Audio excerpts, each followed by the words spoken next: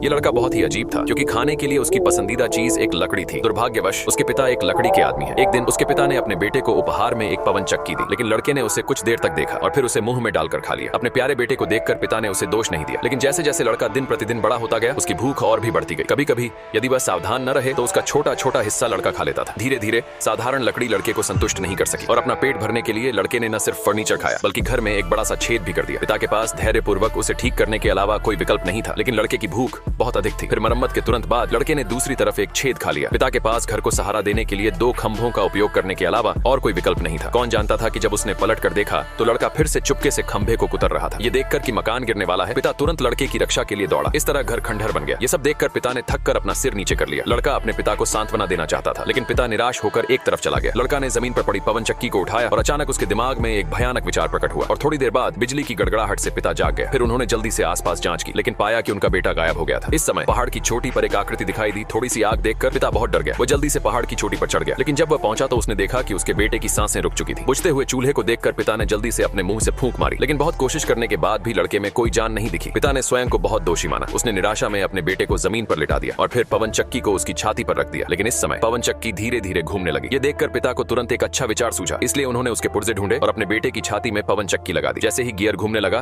तो लड़का चमत्कारिक रूप से जीवित हो गया।